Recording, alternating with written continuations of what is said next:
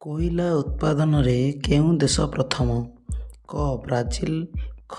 ଚୀନ, ଘ. ଆମେରିକା, ଘ. ଭାରତ। ସଠିକ୍ ଉତ୍ତରଟି ହେଲା ଖ. ଚୀନ। 2 ନମ୍ବର ପ୍ରଶ୍ନ, ଆଗ୍ରା ସହର କିଏ ନିର୍ମାଣ କରିଥିଲେ?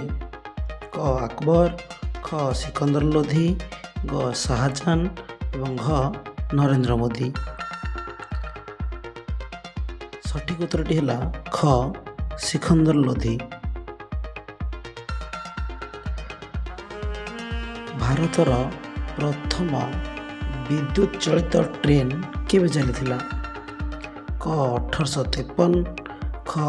1943, ଘ. 1925 ଏବଂ ଘ. 1914। ସଠିକ୍ ଉତ୍ତରଟି ହେଲା ଘ. 1925। ଜାତୀୟ ପକ୍ଷୀ ଦିବସ କେବେ ପାଳନ କରାଯାଏ?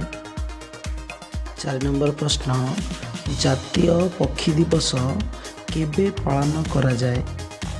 କ. ଜାନୁଆରୀ 5, ଖ. ଫେବୃଆରୀ 14, ଘ. ମେ 23 ଏବଂ ଘ. ଅଗଷ୍ଟ 7। ସଠିକ୍ ଉତ୍ତରଟି ହେଲା କ. ଜାନୁଆରୀ 5 ତାରିଖ। 5 ନମ୍ବର ପ୍ରଶ୍ନ, ଭାରତର ମାଞ୍ଚେଷ୍ଟର କାହାକୁ କୁହାଯାଏ? କ.